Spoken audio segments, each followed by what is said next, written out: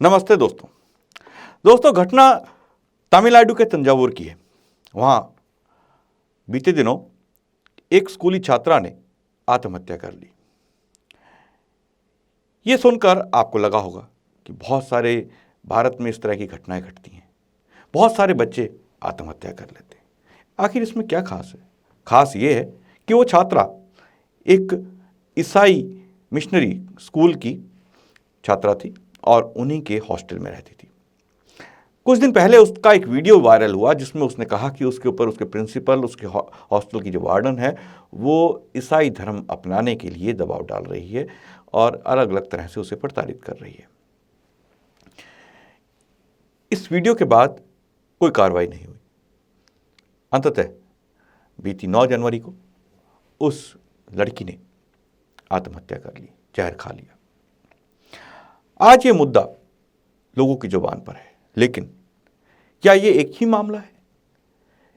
क्या उस लड़की की आत्महत्या के बाद ये सब रुक जाएगा? मुद्दा जरूरी में आप सभी का स्वागत है। आज हमारे साथ मौजूद हैं जाने माने सामाजिक कार्यकर्ता श्री नरेंद्र आहूजा जी और अजय कालरा जी। आप दोनों ही मेहमानों का इस कार्यक्रम में बहुत बहुत स्वागत है। सबसे पहले नरेंद्र आहूजा जी, आपसे, ये घटना घटी है तमिलनाडु की। इसी प्रकार से बहुत सारी घटनाएं हमने पिछले दिनों भी बहुत देखी हैं, सुनी हैं, जिसमें कभी चोटी रखने पर एक ईसाई मिशनरी स्कूल के अंदर बच्चे को प्रताड़ित किया जाता है, तो कभी उसको धर्म परिवर्तन के लिए आत्महत्या करनी पड़ती है। इसी प्रकार का ये जो है एक और मामला जो तमिलनाडु से आया है, वहाँ पर भी ईसाई मिशनरियों के ऊपर आरोप लगा कि धर्म परिवर्तन के बारे में कहकर उसको, बच्चे को प्रताड़ित किया जाता था और इस लड़की ने जो है अपनी आत्महत्या कर ली। लवण्या नामक ये लड़की थी।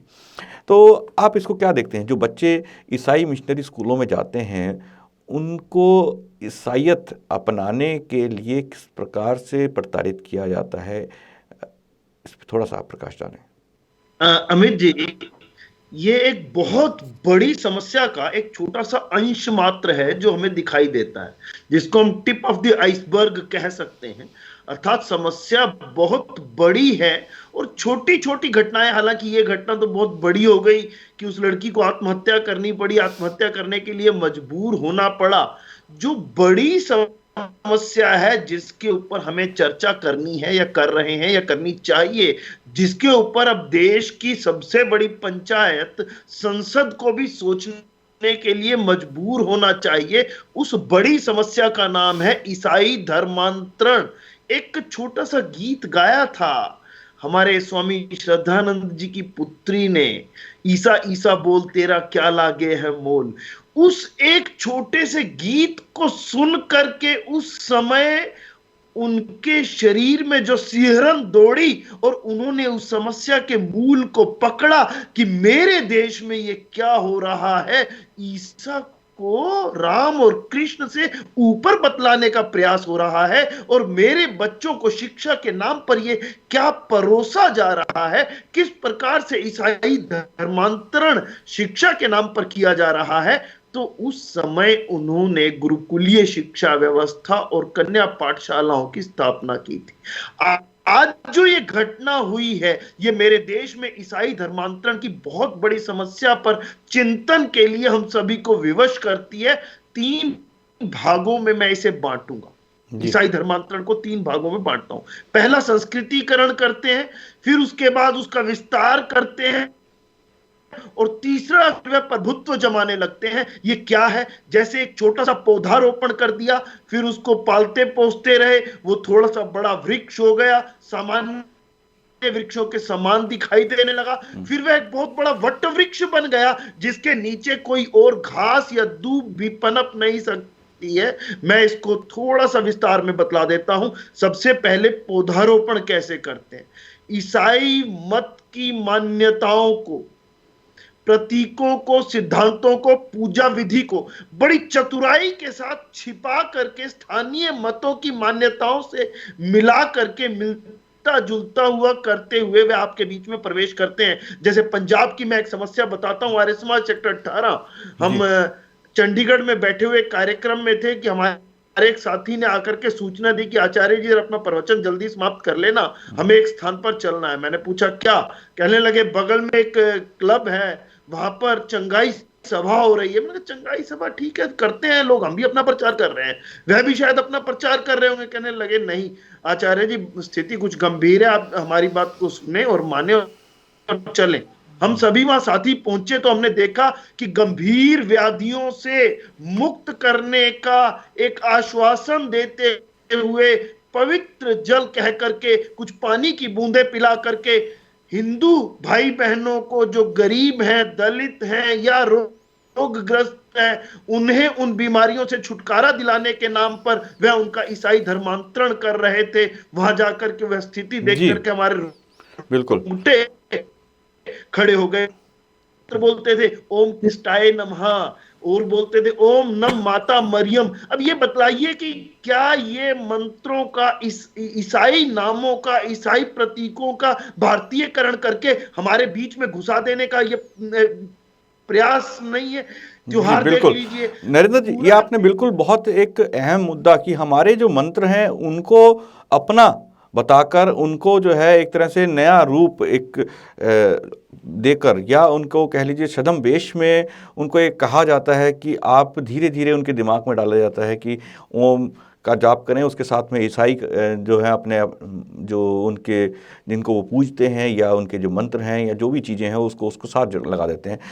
अजय कालरा जी, हम देखते हैं कि बीते दिनों और भी इस तरह की घटनाएं घटी जिसमें बच्चों को विभिन्न प्रकार से प्रताड़ित किया गया। और ये आम बात है कि जब करवा चौथ होता है, हमारे घर की जो छोटी छोटी बच्चियां होती हैं वो मेहंदी लगाती हैं, और इस प्रकार से कई बार यह हुआ कि मेहंदी लगाने पर जो है बच्चों को प्रताड़ित किया गया, बच्चियों को प्रताड़ित किया गया, बिंदी लगाने पर प्रताड़ित किया गया।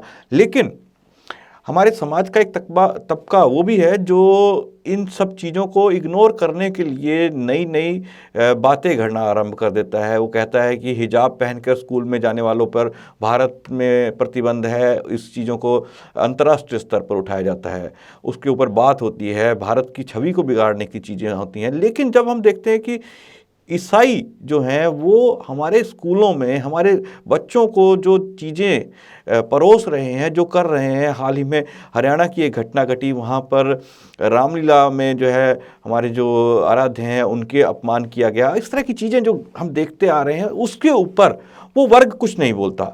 बच्ची की हत्या हो गई, बच्ची ने आत्महत्या कर ली, मैं तो हत्या इसलिए कहूँगा क्योंकि जो प्रिंसिपल या वार्डन है उसके ऊपर केस दर्ज कर लिया गया, उसे अब शायद कहकर कुछ सज़ा भी दे दी जाए। लेकिन आमतौर पर ऐसे मामलों में सज़ा नहीं दी जाती, इसे कह दिया जाता है कि वो अपने धर्म के बारे में कुछ बात कर रहे थे, गलती से हो गया।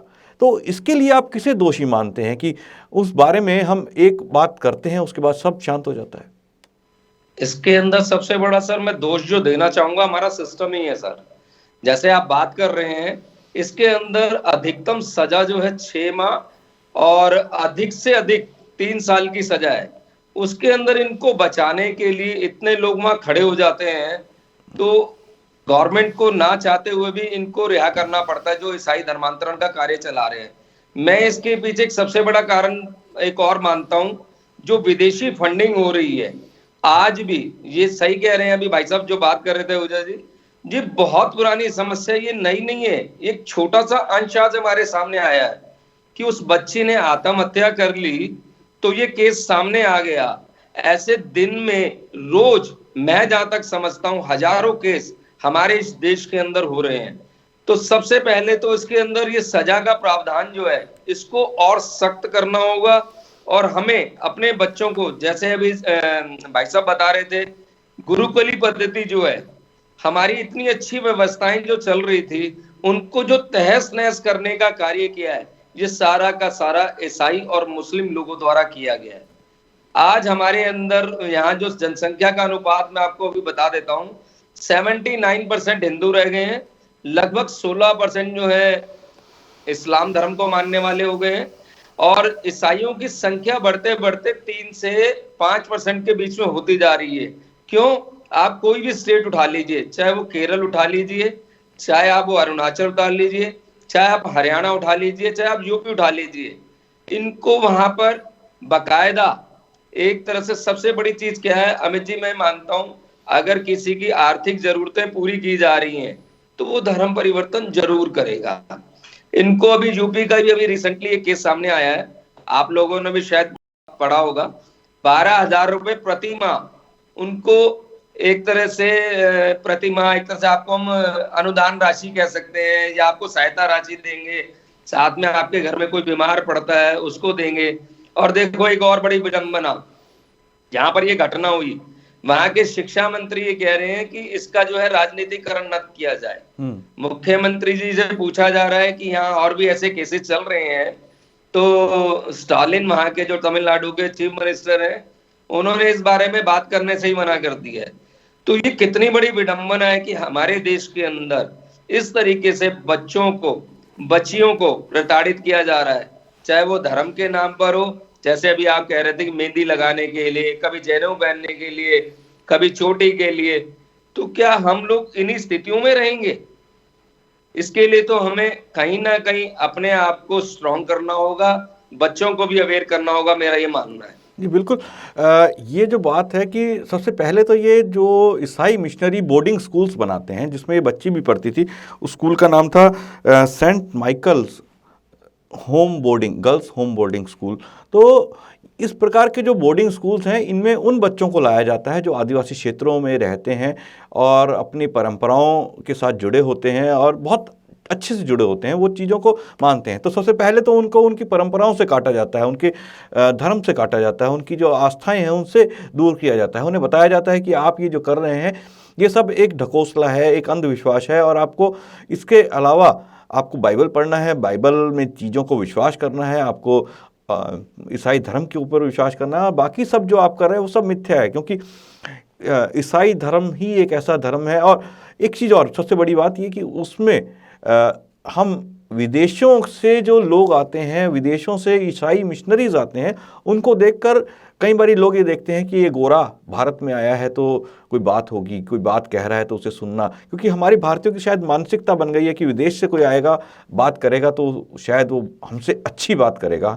हम अपनी जो संस्कृति है उसको थोड़ा हीन भावना से देखते हैं, तो धीरे धीरे धीरे बच्चों के मन में बात घर करने लगती है और वो ईसाई धर्म की ओर आकर्षित हो जाते हैं। तो ये सब चीज़ें जो चल रही हैं, आमतौर पर यही मॉडस इम्प्रेंटिस जो है ये इस चीज़ को ये कार्यप्रणाली अपनाते हैं। ये सारे ईसाई मिशनरी, भले ही वो छत्तीसगढ़ हो, मध्य प्रदेश हो, बिहार हो, राजस्थान हो या तमिलनाडु या केरला, यहाँ पे सब जगह पर एक ही चीज़ देखने को मिलती है कि जो गरीब तबके के बच्चे हैं उनको लेके आते हैं और वहाँ पर उनका धीरे धीरे माइंड वॉश किया जाता है इन चीज़ों को लेकर, और उनको ईसाई धर्म अपनाने को आकर्षित किया जाता है। तो ऐसे में जब इस प्रकार की कोई घटना घटती है, जो भी अभी तक पहले घटनाएं घटी, उन सब के अंदर अपराधी बच गए, क्योंकि कह दिया गया कि इस तरह से कुछ नहीं हो रहा, केवल पढ़ाया जा रहा है, शिक्षा के नाम पर ये सब होता है। तो नरेंद्र जी, आपसे जानना चाहूँगा, शिक्षा के नाम पर ये जो बातें होती हैं केवल ईसाई मिशनरियों के ऊपर लागू होती हैं कि वो सब बच जाते हैं? एक नन के साथ रेप होता है, इतनी बारी एक नाबालिग बच्ची के साथ रेप होता है, उसके बाद वो जो रेप करने वाला जो उनका पादरी है वो साफ बच जाता है। तो ये सब कहीं ना कहीं आपको लगता है कि एक समाज का वर्ग इन्हें प्रोटेक्शन देता है और उसके बाद अलग अलग तरीके से इन्हें प्रोटेक्ट करता है, गलती हो जाने पर उनको बचाने का पूरा प्रयास करता है? अमृत जी, शिक्षा के नाम पर जो ईसाई धर्मांतरण है बहुत अधिक हो रहा है, और हमें फिर इसकी दोबारा किसी भी बीमारी के इलाज के लिए हमें पहले उसके कारणों को जानना चाहिए। ये शिक्षा व्यवस्था कैसे मेरे राष्ट्र के अंदर आ गई? जिस समय राष्ट्र स्वतंत्र हुआ, स्वाधीन हुआ, 3 प्रकार की शिक्षा व्यवस्था उपलब्ध थी। एक गुरुकुलीय शिक्षा प्रणाली स्वामी श्रद्धानंद जी महाराज द्वारा स्थापित, द्वितीय श्वेत वस्त्रधारी सन्यासी महात्मा हंसराज जी द्वारा स्थापित डीएवी की शिक्षा प्रणाली, और तीसरी वह शिक्षा प्रणाली जिसे मैं कह सकता हूं कि मेरे देश को सदा सर्वदा के लिए गुलाम बनाए रखने की मानसिकता का पोषण करने वाली मैकाले की शिक्षा प्रणाली। हमारे राष्ट्र के उस समय के नीति नियंताओं ने ना जाने क्या सोच करके मैकाले की उस शिक्षा प्रणाली को मेरे देश के लिए चुन लिया। जब मैकाले की शिक्षा प्रणाली चुन ली तो वह शिक्षा प्रणाली तो धर्मांतरण को पोषित करती ही है, ऐसा हमें तय जान मान लेना चाहिए। एक दूसरा, मैं उस मूल विषय पर वापस आता हूं कि ईसाई धर्मांतरण के 3 स्टेजेस मैंने बतलाए थे, संस्कृतिकरण, दूसरा विस्तार, तो तीसरा प्रभुत्व। मैं संस्कृतिकरण लगभग समाप्त कर चुका था जब बात आपने बीच में अपनी रखी। कुछ मंत्रों को बदल दिया जाता है, ओम कृष्टाय नमः, ओम नम मरियम माता आदि आदि करके, या त्योहार है तो त्योहार बड़ा दिन मनाया जाता है। मेरे विचार में दिवाली भी इतने उत्साह से पूरे देश में एक साथ नहीं मनाया जाता जितना आज की तारीख में हम क्रिसमस मनाने लगे हैं। या एक और मुद्दा आप 14 फरवरी के आसपास अवश्य लेंगे, वैलेंटाइन डे। हमें तो पता नहीं है संत वैलेंटाइन थे कौन, शायद ईसाइयों को भी नहीं पता, लेकिन वैलेंटाइन डे के नाम पर ईसाइयत का नंगा प्रचार, जितना खुला प्रचार ये लोग कर रहे हैं, उसको देख करके हम आंखें चौंधिया जाती हैं। साहित्य का निर्माण करते हैं। योग तो हमारी अपनी अष्टांग योग है, पतंजल योग है, योग ऋषि क्रांतदर्शी देव दयानंद, और अब योग को प्रचारित प्रसारित करने वाले स्वामी रामदेव जी। लेकिन हमने योग को तब तक नहीं माना जब तक वह योगा बन करके बाहर से वापस नहीं आया। क्यों? अब देखिए कैसी कैसी पुस्तकें आ गई हैं साहित्य में। यदि कभी आपने देखा हो तो क्रिश्चियन योग के नाम से पुस्तक है, ध्यान पद्धति है, क्रिश्चियन ध्यान पद्धति, क्रिश्चियन पूजा पद विधि, संस्कार विधि के नाम से भी, क्रिश्चियन संस्कार विधि के नाम से भी उन्होंने एक साहित्य रच डाला है। ये निश्चित रूप से हमारे साहित्य को खराब करने के लिए या उसे गलत साबित करने के लिए अपना साहित्य लेकर के और वह लोगों को मुफ्त बांटते हैं। विद्यालयों में जितने भी मिशनरी स्कूल मिलेंगे, वहां पर जो भी पीएन मिलेगा, जो अध्यापक अध्यापिकाएं मिलेंगी या अन्य कोई क्लरिकल स्टाफ मिलेगा, उनमें से अधिकांश लगभग 70-80% में दावे के साथ कह देता हूं कि उन्होंने धर्म परिवर्तित किया हुआ होगा। और अब एक और चालाकी की जाती है कि आपका धर्म परिवर्तित किया जाएगा, आपको पता भी नहीं है, आपका नाम भी नहीं बदला गया, आपका नाम वही का वही है। और लेकिन केवल आपने क्या करना है, रविवार को प्रार्थना सभा में आना है, कभी चंगाई सभा हो गई तो उसमें आना है, क्रिश्चियन त्योहारों को जोर शोर से मनाना है, कहीं वार्तालाप है तो आपने हिंदू देवी देवताओं को गाली देनी है, आदि आदि ऐसा किया जाता है। दूसरा चरण होता है विस्तार का, जिसमें वो पादरियों की नियुक्ति करते हैं मासिक वेतन के ऊपर, चंगाई सभाओं का आयोजन करते हैं, रविवार को वो अपनी प्रार्थना सभाएं करते हैं। लेकिन ये सभी के सभी चुपचाप करते हैं, बिना शोर मचाए। जो मैंने कहा कि पौधारोपण है, संस्कृतिकरण है, वह भी चुपचाप है, बहुत चालाकी के साथ बिना शोर मचाए है। विस्तार भी लगभग बिना शोर मचाए है। तीसरे चरण में आकर के वह शोर मचाते हैं, और वह तीसरा चरण क्या है, प्रभुत्व का, डोमिनेशन का। अभी पूरा का पूरा देश संस्कृतिकरण में है। विस्तार में जो राज्य हैं उसमें तमिलनाडु है, कर्नाटक है, मध्य प्रदेश है, छत्तीसगढ़ है, उड़ीसा है, झारखंड है या पंजाब है। आप देखेंगे ये सभी के सभी राज्य वो हैं जहां पर या तो ट्राइबल कम्युनिटी बहुत ज्यादा है, और पंजाब इसलिए कि पंजाब से लोग बाहर बहुत अधिक गए हुए हैं, इसलिए उनको टारगेट किया जा रहा है। तो निश्चित रूप से अंतिम जो मैं बतलाऊंगा आपको, जब भी आप मुझे मौका देंगे, या भी मैं थोड़ा सा उसको बतला देता हूं। विस्तार के समय ये ईसाई धर्मांतरण नग्न स्वरूप में हमारे सामने आता है, जिसमें नाजायज और नाजायज का अंतर खत्म हो जाता है और लोगों को यहां तक कि सुसाइड तक कर देने पर मजबूर कर दिया जाता है। हिंसा का नंगा प्रयोग होता है। आप उड़ीसा के अंदर अपने स्वामी लक्ष्मणानंद जी को मत भूल जाओ, जिनकी हत्या ईसाई मिशनरियों द्वारा करवा दी गई थी, केवल इसलिए कि वो धर्मांतरण का विरोध करते थे और घर वापसी की एक मुहिम को चलाए हुए थे। मिजोरम में आप रियांग जाति को क्यों भूल जाते हो? या आप मदर टेरेसा, धर्मांतरण के बावजूद भी दलित रहता है, और धर्मांतरण होने के उपरांत भी उनका आरक्षण लागू किया जाए, इसके लिए मदर टेरेसा दिल्ली में नरेंद्र जी, आपने जो ये बात कही कि जो तीसरा जो स्टेज है, जो तीसरी स्टेज में आने के बाद ये जो सॉफ्ट या प्रेम की जो बात होती है, ईसाई धर्म मांत्रण करने वाले जो मिशनरीज जो बात करते हैं कि प्रेम करो, या बहुत सारी जो अलग अलग बातें करते हैं जिनको एक तरह से ढकोसला कहकर कहा जा सकता है, जिसमें फंसाते हैं लोगों को, ये चौथे स्टेज में जब ये डोमिनेट करने लगते हैं तो इस प्रकार की हरकतें आरंभ कर देते हैं। और यही इस मामले में भी होता है, क्योंकि एक बच्चा अपने गांव से, जो कि एक पिछड़े इलाके में है, वहाँ से एक सुनहरा सपना लेकर इनके स्कूल में, इनकी बोर्डिंग हाउस में जाता है, वहाँ पढ़ना आरंभ करता है। जब वो, ये लड़की 17 साल की थी, 17 साल की एक बच्ची एक सपना लेके जीती है कि आने वाले भविष्य उसका बहुत अच्छा होगा, वो कुछ करेगी, कुछ बनेगी, तो उसकी सारी चीज़ों पर एक तरह से अलग अलग तरह से उसे प्रताड़ित करना शुरू कर देते हैं, क्योंकि डोमिनेटिंग स्टेज में होते हैं ये ईसाई मिशनरीज, पादरीज, या उनके जो ये वार्डन्स हैं, वो डोमिनेटिंग होते हैं, क्योंकि वो वहाँ पर एक तरह से अधिकार होता है, उसको भोजन दे रहे हैं, उसको कपड़ा दे रहे हैं, वो सब चीज़ें दे रहे हैं, तो उसके ऊपर ये अत्याचार आरंभ हो जाते हैं। और इस लड़की ने जो अपना वीडियो लोगों के साथ शेयर किया, उसमें कहा कि उसे प्रताड़ित किया जा रहा है। तो ये जो स्टेज आ जाती है, ये एक समाज के अंदर काफ़ी खतरनाक हो जाती है अजय कालरा जी, क्योंकि इस स्टेज के अंदर आने पर हम देखते हैं कि जब लड़ाई झगड़ा होता है दो समुदायों के बीच, तो कहा जाता है कि ये धर्म की लड़ाई है, लेकिन फिर उस समय हिंदू धर्म के लोगों पर अलग तरह के आरोप लगा दिए जाते हैं और इनके ऊपर दोबारा से वही एक तरह से आवरण पहना दिया जाता है, ये तो प्रेम के पुजारी हैं, ये प्रेम करना सिखाते हैं। तो इसके बारे में आप क्या कहेंगे अजय जी? सर, मैंने पीछे भी एक बार चर्चा में जिक्र किया था कि हम लोगों का जो सहिष्णु, जो हम लोग बहुत ज्यादा उदार प्रवृत्ति के होने की वजह से ये कौमें हम लोगों का फायदा उठाती हैं सर। और जब ये चीजें हाईलाइट होने लगती हैं तो कहा जाता है कि ये तो देखो जी अत्याचार कर रहे हैं, हम या माइनॉरिटी में हैं, ये बहुसंख्यकों द्वारा हमारे ऊपर अत्याचार किया जा रहा है, हम तो अपना धर्म का प्रचार कर रहे थे, प्रेम और सद्भाव जो ईसाई धर्म द्वारा फैलाया जा रहा है हम तो उसका प्रचार कर रहे थे।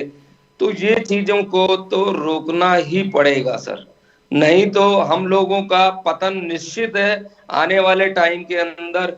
जिस तरीके से चल रहा है, आप आज अब हम बात कर रहे हैं तमिलनाडु की, मैं आपको रिसेंटली दिल्ली की ही बात बता देता हूँ। स्कूल जो क्रिश्चियन जो जिनको ये ऑपरेट करते हैं, बहुत सारे स्कूल हैं, आप भी जानते हैं, मैं नियरेस्ट, मैं पंजाबी बाग रहता हूँ, तो अशोक विहार के स्कूलों की ही चर्चा बता दूं।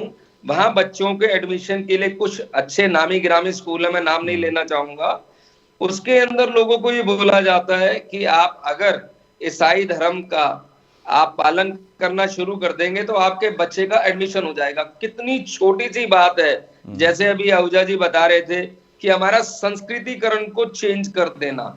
क्यों? बच्चों के लिए सीटें कम है आज दिल्ली के अंदर। मैं दिल्ली जैसे कैपिटल की बात कर रहा हूं, मैं इंटीरियर की बात नहीं कर रहा, मैं स्टेट्स की बात नहीं कर रहा। जब दिल्ली में स्थिति पैदा हो सकती है तो वहां क्या स्थितियां पैदा होती होंगी, जहां पर इनको बोला जाता है आपका 25,000 का ऋण माफ कर दिया जाएगा, नौकरियों के अंदर आपको विशेष आरक्षण दिया जाएगा। तो वहां की बात तो बहुत दूर की बात है, हम दिल्ली जैसे शहर को नहीं रोक पा रहे सर। वहां पर भी बहुत सारे लोग, जैसे अभी बात भाई साहब कह रहे थे आहूजा जी, कि नाम भी चेंज नहीं करना आपको, सिर्फ आपने उनके रीति रिवाज और त्योहारों को मानना शुरू कर देना है और उसके बाद वो अपने आप काम शुरू होगा। हम मानसिक रूप से पूर्ण रूप से ईसाई बन चुके हैं सर जी। आज हमारा खान पीन, रहन सहन, मैंने आपको क्या बताया सर, ये एक तरह से हमारे ऊपर आर्थिक रूप से भी चोट की जा रही है। उनके त्योहारों को मनाना, ईसाई अब 25 दिसंबर को बहुत सारे मित्र, मैं अपने ऑफिस की बात करूं, ईसा मसीह की वो लाएंगे, क्रिसमस वो लाएंगे और बहुत सारे ऐसे क्रिसमस ट्री लाएंगे। किस लिए सर? सब धर्म तो एक ही है।